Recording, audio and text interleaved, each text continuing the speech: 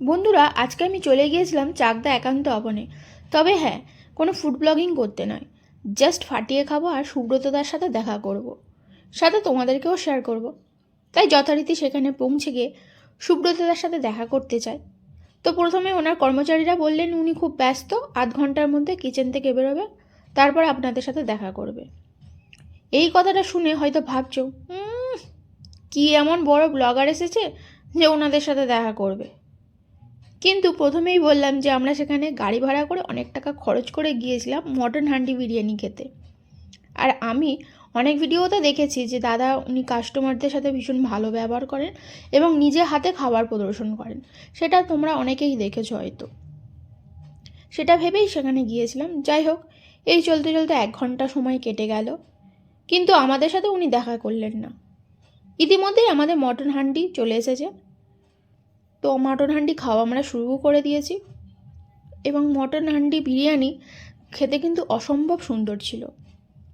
শেষমেশ অনেক খাওয়া দাওয়া হয়ে যাওয়ার পরে, মানে অনেকক্ষণ সময় কাটানোর পরে, প্রায় 1.5 ঘন্টা সময় কাটানোর পর আমার হাজব্যান্ড ওনার কর্মচারীকে রিকোয়েস্ট করতে উনি বলেই দিলেন যে হ্যাঁ, দেখা করতে পারে, তবে শর্ত আছে। উনি কিন্তু 5 মিনিটের বেশিক্ষণ সময় দেবেন না। তো ঠিক আছে, মানা যায়। তো আমি বললাম ওকে চলুন তাহলে যাওয়া যাক বলে ওনার কিচেনে গেলাম। কিচেনে গিয়ে দেখলাম যে উনি মাছ কাটছেন এবং ওনার আচরণটা দেখে আমি বুঝে গেলাম যে ওনার একটু কথা বলার ইচ্ছা নেই। কারণ উনি মাছ কাটতে বলো বা বিরিয়ানি করতে করতেও নিজস্ব তার পেজ আছে এবং সেই পেজে তিনি নিজস্ব বিরিয়ানি বানাচ্ছেন, সেই ভিডিও করে এবং পুরো মাছের রান্না বলো, ইলিশ মাছ, তারপর ভেটকি মাছ, এই সমস্ত রান্নার কিন্তু ভিডিও তিনি নিজস্বভাবে রান্না করতে করতে শেয়ার করে। এটা আমরা কিন্তু সবাই দেখেছি। তো সেই আশা নিয়ে আমি ভেবেছিলাম যে আমাকে হয়তো একটু, আমি যে কথাগুলো বলবো একটু ভালোভাবে, এবং উনিও হয়তো আনন্দ উচ্ছ্বাস নিয়ে কথা বলবেন, যেভাবে আমি যত ভাইরাল ব্যক্তিদের কাছে গেছি, সে রাজুদা থেকে শুরু করে নন্দিনী, সবাই আমার সাথে খুব আনন্দ উৎসাহ নিয়ে কথা বলেছে এবং টাইম দিয়েছে।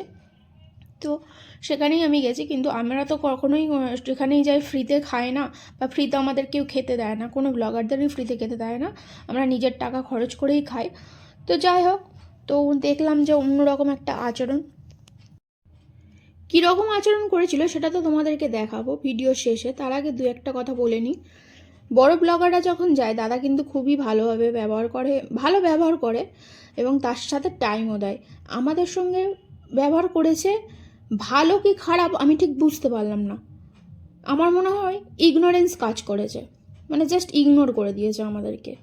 কেন করেছে? কারণ আমরা ছোট ক্রিয়েটার, বড় ক্রিয়েটার আজকে আমরা ভাইরাল করিনি, তাই উনি টাইম দেবে না। কিন্তু ওনার এটা বোঝা উচিত ছিল যে আমরা একজন কাস্টমার হিসেবে গেছি, কারণ আমাদের বাড়ি সোনারপুর, আর সোনারপুর থেকে যে চাকদা একান্ত অবনে খেতে যাওয়া, আমরা প্রায় 90 কিলোমিটার ডিস্টেন্সে খেতে গেছি। তো উনি সেই কাস্টমার হিসেবে আমাদের একটু টাইম দিতে পারতেন, কারণ প্রত্যেক কাস্টমার ওখানে যায়, ওনার ওই ঝরে ঝরে পড়ছে বিরিয়ানি এইভাবে বলে এবং সেটা শোনার জন্য সবাই যায় এবং আনন্দ করে, এবং সেটা খুবই ভালো লাগে ওনার এই কথাটা। তো সেই হিসাবেই একটা আশা ছিল, তো সেই আশা যে নিরাশায় আমাদের পরিণত হবে, তো মানে ভাবতে পারিনি। তো যাই হোক, তোমাদেরকে ওটা দেখিয়ে দিই যে উনি আমাদের সাথে কীরকম ব্যবহারটা করেছেন। ব্যবহার মানে কি, মানে কতটা ইগনোর করেছেন, সেটাই আমি তোমাদেরকে দেখিয়ে দেবো। তবে ঠিক এটা বুঝতে পারলাম যে ভাইরাল হয়ে গেলে মানুষের অহংকার প্রচুর প্রচুর বেড়ে যায়, এবং সেটাই আজকে আমি তোমাদের সামনে তুলে ধরছি। কি মাছ কাটা কি কম্বো একটা ছিল 100 টাকার, কি কম্বো একটা দেখে তো আমরা এলাম। রুবেলদা ছেড়েছে 100 টাকা বেশ পাইলে তো চিলি চিকেন। তো তোমরা দেখে বুঝতেই পারলে যে আমাদের কতটা ইগনোর করছে। এমনকি ক্যামেরার সামনে মুখটুকু আনার চেষ্টা করছেন না, সবসময় সাইড করে মুখটা রেখে দিচ্ছেন। তো যাই হোক, এখানেই আমার দি এন্ড হলো চাকদা একান্ত অবন। ভবিষ্যতে যার কোনোদিনও ওখানে যে খেতে যাব না এত টাকা খরচ করে, এর গ্যারেন্টি আমি নিশ্চিত দিতে পারি তোমাদেরকে। এইসব কথা বলছি বলে আবার ভেবে নিও না যে আমি তোমাদেরকে ওখানে যেতে বারণ করছি। আমি একজন ফুড ব্লগার হিসেবে বলবো হ্যাঁ যাও, ভালো খাওয়ায়, তবে দামও প্রচুর নেয়। এর বাইরে আর কিছু বলার নেই। ভালো লাগলে অবশ্যই পেজটাকে ফলো করে দিও।